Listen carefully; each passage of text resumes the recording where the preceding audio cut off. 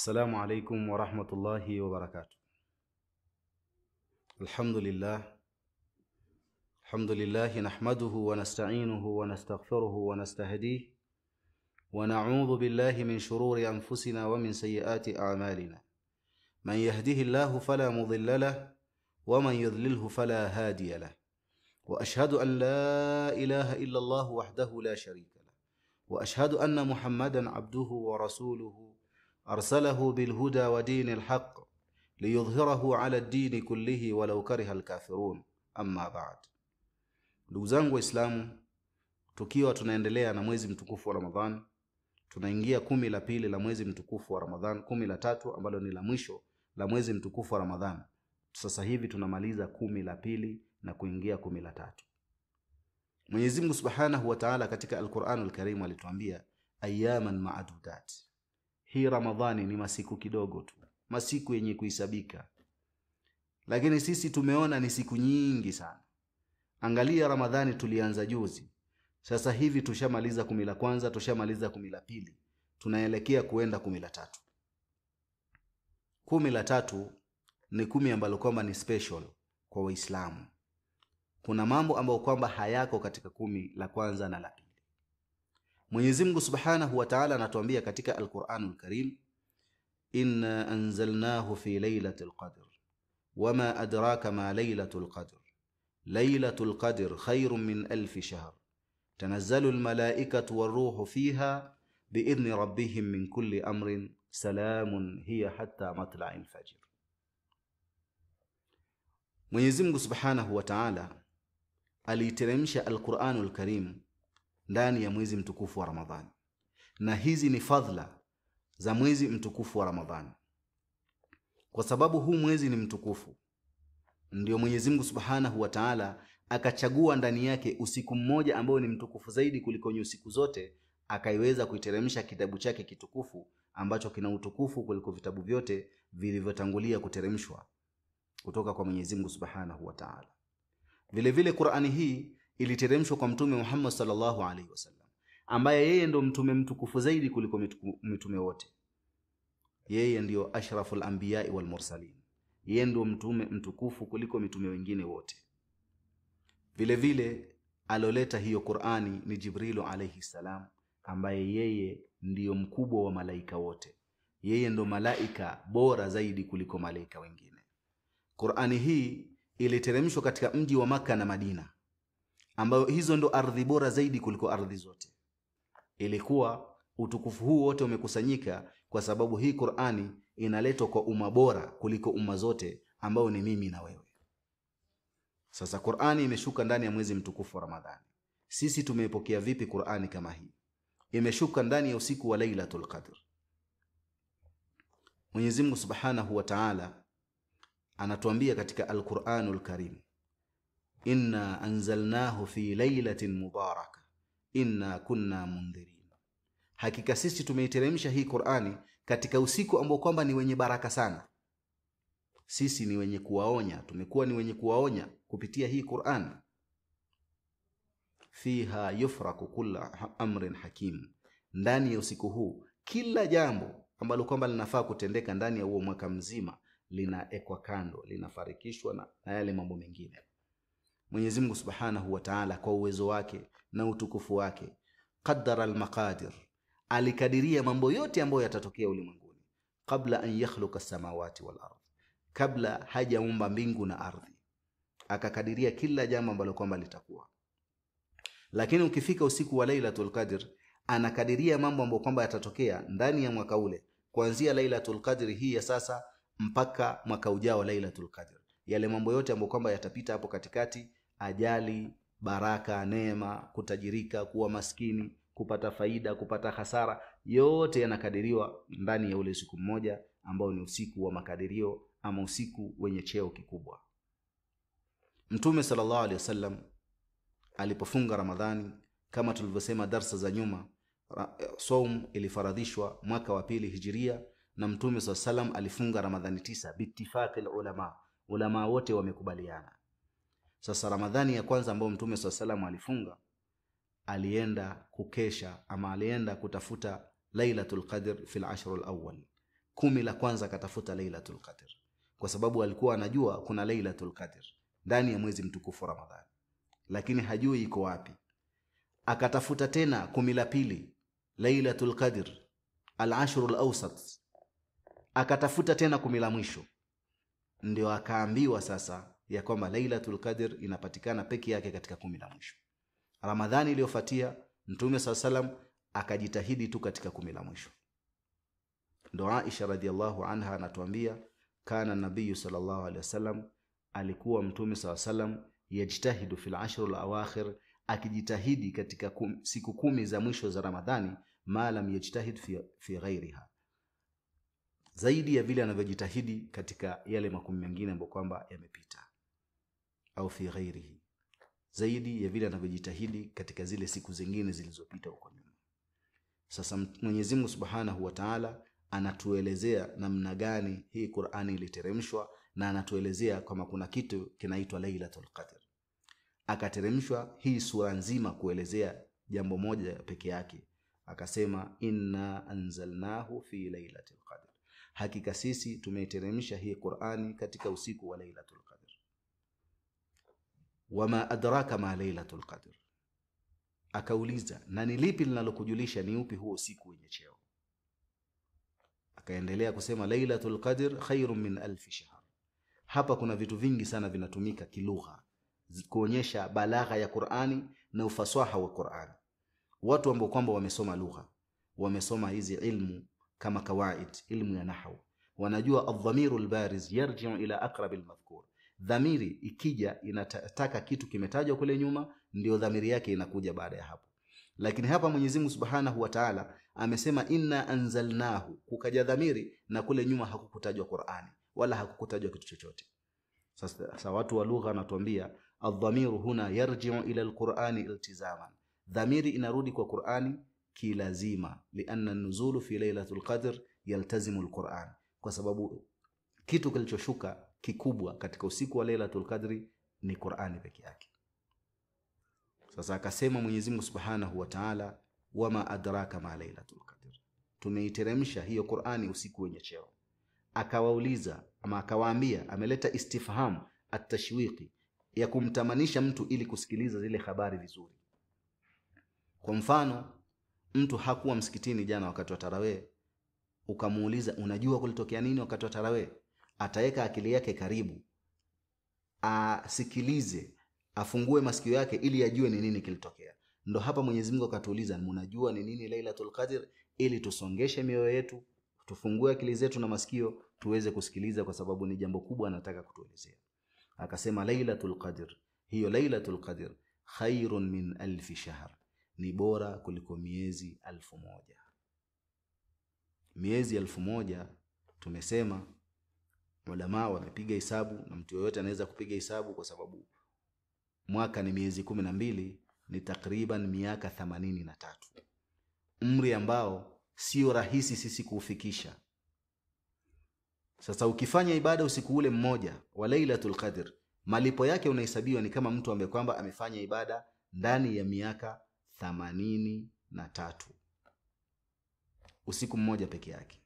Na hii ni baada ya maswahaba kulia kuona sisi tunaishi umri kidogo, tutafanya nini? Mwenyezi Mungu akaleta fadhila zake, katupatia usiku mmoja katika mwezi mtukufu wa Ramadhan, kwa sababu watu waliotangulia walikuwa wakiishi umri mrefu zaidi. Ukisoma Nabii Nuh alayhi salam katika Qur'ani inatuambia walabitha fihim alfasana illa 50. Aliishi Nabii Nuh alayhi salam na watu wake miaka 1000 isipokuwa 50. Nabii Nuh alayhi salam aliishi na watu wake akiwafanyia da'wa miaka 950. Ulama utafsiri wanasema hii ni miaka ya da'wa peke yake, sio maisha yake yote. Wengine wamesema umri wake ilikuwa miaka 1200. Lakini hata tukisema hiyo 950, nani kati yetu ashawaifikisha miaka 300 ambaye tushamuona katika zama zetu? Mtume SAW alisema a'maru ummati ma baina 60 wa 70, umri wa umma wangu utaenda tu na miaka 60 miaka 70 60 70. Yeye mwenyewe alikufa na miaka 63. Ni wachache sana ambao watabahatika kupata umri zaidi ya hapo. Sasa tukaekewa usiku ambao kwamba ukipatana nao, kama uko kwenye ibada unahesabiwa ibada yako ni kama umeifanya ndani ya miezi 1000, khairu min 1000 shahr, ambao ni miaka 83. Sasa hii ni fadhila ambayo kwamba imepata umma wa Muhammad sallallahu alaihi wasallam. Umma zingine hazikupata fadhila kama hii. Mwenyezi Mungu anatuambia katika sura hii, tanazzalul malaika, huwa wanashuka malaika huo usiku, waruhu fiha, na Jibrili akiwa yuko pamoja na wale malaika, biidhni rabbihim, kwa idhni ya Mola wao, min kulli amrin, kuweza kuleta kila jambo hapa duniani ambayo atatendeka mwaka ule mpaka Lailatul Qadri ya mwaka ujao. Malaika ni ibadullah ambao kwamba la ya'suna Allah ma amarahum wa yaf'aluna ma yu'marun, ni waja wa Mwenyezi Mungu ama ni viumbe vya Mwenyezi Mungu ambao kwamba vinamwabudu Mwenyezi Mungu laila wa nahara, usiku na mchana, havichoki na hawamuasi Mwenyezi Mungu kila walaloamrishwa. Sasa tunaambiwa malaika, grupu ya malaika wanashuka duniani, waruhu fiha, na Jibrili yuko pamoja na hao malaika. Jibrili pia ni malaika. Iliposemekana tanazzalul malaika, wanashuka malaika, pia Jibrili alikuwa shatajwa tayari, lakini akatajwa kando, waruhu fiha. Wanasema hii ni dhikrul khas ba'da al-am, kutaja yule mtu khas muhimu zaidi baada ya kumtaja pamoja na wengine. Kama vile tunavyosema, walikuwa viongozi wengi sana katika mkutano, mpaka rais wa nchi pia alikuwa. Ukisema viongozi, rais wa nchi pia ni kiongozi, lakini sasa ukisema mpaka rais wa nchi, ni kwamba yeye umemfanya ni muhimu zaidi kuliko wale wengine, ndio umemtaja na wenzake alafu ukamtaja kando. Ndio Jibrili imesemekana tanazzalul malaika, wanashuka malaika, Jibrili yuko pale pia, waruhu fiha, akatajwa kando na Jibrili pia yuko hapo. Ndio jue hiyo ni jeshi ambayo kwamba imekamilika, hiyo ni grupu ambayo kwamba imekamilika, kwa sababu Jibrili pia yuko ndani. Kwa idhni ya Mola wao wanashuka, min kulli amrin, kufanya kila jambo ambalo kwamba ameamrisha kulifanya, kuwakilisha kila jambo ambalo kwamba litatokea kuanzia ile siku mpaka Lailatul Qadri ambayo kwamba itakuja. Salamun hiya, unakuwa na amani usiku ule, hakuna fujo, hakuna shida yoyote. Usiku unakuwa tofauti na siku zingine, hata matla'il fajr, mpaka pale alfajiri itakapochomoza. Mtume sallallahu alaihi wasallam alijitahidi na kutuonyesha namna gani tunafaa kuitafuta Lailatul Qadr. Aisha radhiallahu anha anatuambia Mtume sallallahu alaihi wasallam alikuwa idha dakhala al-ashr al-awakhir, ikiingia 10 la mwisho ama siku 10 za mwisho za Ramadhani, ahya al-laila, anahuisha usiku. Yani usiku anaufanya kama mchana, anafanya ibada usiku mzima. Wa aikadha ahla, na anaamsha watu wake pia wafanye ibada. Anaamsha watu wake pia wafanye ibada. Ya ayyuhalladhina amanu qu anfusakum wa ahlikum nara. Mwenyezi Mungu anatuambia katika suratul Baqara, enyi ambao kama mmeamini, ziokeeni nafsi zenu na watu wenu katika moto au kutokamana na moto, allati waquduha an-nas wal hijara. Sasa Mtume SAW alikuwa anaamka yeye mwenyewe, anajipinda katika kufanya ibada 10 la mwisho la mwezi mtukufu wa Ramadhani, alafu anaamsha watu wake. Washadda mi'zara, alafu pia anafunga masumbwe, ama wanasema shammara fil amr, yani anajitolea kufanya lile jambo moja peke yake. Bimaana alikuwa Mtume SAW anaweka itikafu msikitini, anajiepusha na wake zake, anajiepusha na shughuli zingine, anabaki tu yeye na kumwabudu Mwenyezi Mungu Subhanahu wa Ta'ala, ili lau Lailatul Qadri itampitia hiyo siku, awe atakuwa amepatikana akiwa, ama itakuwa ni hiyo siku Lailatul Qadr, awe atapatikana akiwa yuko vizuri na apate thawabu ama ujira wa ibada ambayo imefanya kwa muda wa miezi 1000. Huyo ni mtume, ndugu zangu Waislamu. Mtume SAW suratul Fath ilimwambia Mwenyezi Mungu Subhanahu wa Ta'ala amemsamehe madhambi yake yaliyotanguliza, liyaghfira Allahu laka ma taqaddama min dhanbika wa ma ta'akhkhara. Mwenyezi Mungu amekusamehe madhambi yako uliyotanguliza na ambayo kwamba utafanya baadaye. Na sisi tuna madhambi mengi, sisi tunahitaji kusamehewa, na hii ndiyo njia ambayo kwamba tunaweza tufanye na tusamehewe. Hadithi ya Abu Huraira radhiallahu anhu, Mtume SAW anasema, man qama Lailatul Qadr imanan wa ihtisaban ghufira lahu ma taqaddama min dhanbihi. Yoyote ambaye atasimama usiku wa Lailatul Qadr kwa imani na kutarajia thawabu kwa Mwenyezi Mungu Subhanahu wa Ta'ala, anasamehewa madhambi yake yote alotanguliza. Kuna riwayati zingine unaweza pata ma takaddama wa akhara, yoyote ambaye kwamba ametanguliza na amechelewesha. Al-Allama Ibn Taymiyyah amesema ukipata riwaya ina wa akhara, hiyo riwaya ni dhaifu. Riwaya ilo sahihi, ghufira lahu ma taqaddama min dhanbihi. Man qama ramadhana, yoyote atakayesimama usiku wa Ramadhani imanan, kwa imani, wa ihtisaban, na kutarajia thawabu kwa Mwenyezi Mungu, ghufira lahu ma taqaddama min dhanbihi, atasamehewa madhambi yake alotanguliza. Ukisema na alochelewesha, hii itakuwa ni katika hususiyati Rasul sallallahu alaihi wasallam, ambapo kwamba yeye peke yake ndio alosamehewa madhambi ya mbele na ya nyuma. Kwa hivyo Waislamu watukufu, tumfuate Mtume sallallahu alaihi wasallam, na ni sunna yake ilikuwa ikifika 10 la mwisho anaweka i'tikafu msikitini. I'tikafu ni kujifunga msikitini, al-lubthu fil masjid, kujifunga msikitini kufanya ibada kwa nia ya kufanya ibada. Ukitoka nje ya msikiti imebatilika. Itikafu haiwi isipokuwa ndani ya msikiti. Hauwezi kufanya itikafu kwa nyumbani. Hata kama kwenye nyumba yako labda kuna room imetengwa ni ya kuswali peke yake, ni musalla, haufai kufanya itikafu pale kama hapo. Na msikiti ambao unafaa kufanywa itikafu ni msikiti ambao kwa unafanywa ama unaswaliwa ibada ya swala 5. Msikiti ambao unaswaliwa swala 5 kwa jamaa. Haifai kufanya itikafu katika al-masjid al-mahjura, msikiti ambao watu wameugura. Kama msikiti watu wamegura, wameenda msikiti mwingine, ama watu wote hawaswali pale, ukawa ule msikiti hauswaliwi swala 5 ukaenda tu kuweka itikafu, basi hiyo itakuwa haina hukumu ya itikafu, kwa sababu hauzingatiwi kama ni msikiti. Vile vile kuweka itikafu katika msikiti ambao kwamba uko kama vile tunaona hapa Nairobi, majumba yetu mingi makubwa ya biashara yana miswala ndani yake. Kama vile BBS Mall kuna mswala mkubwa pale ndani, lakini si hukumu yake kuwa ni msikiti. Kwa hivyo kuweka itikafu pale kama pale haikubaliki, kwa sababu lau itatokea BBS Mall imeuzwa, itakuwa ile sehemu ya kuswali pia nayo imeuzwa. Kwa hivyo ile si hukumu ya msikiti. Msikiti hakuna mtu anaweza kuuza, lakini BBS Mall ama building yoyote ambayo kwamba ndani yake ina sehemu ya kuswali inaweza uzwa, na yule ambaye atanunua anaweza amua mwenyewe atapafanya store ama atapafanya hall ama atapafanya nini. Kwa hivyo pale sio pahali kwa kuweka itikafu. Ndugu zangu Waislamu, itikafu ni ibada muhimu sana. Tunatakikana tuifanye na tufuate masharti ambayo kwamba Mtume SAW alikuwa akifanya. Na pia wanawake wanaruhusiwa kuweka itikafu ama kufanya ibada kama hii ya itikafu katika msikiti.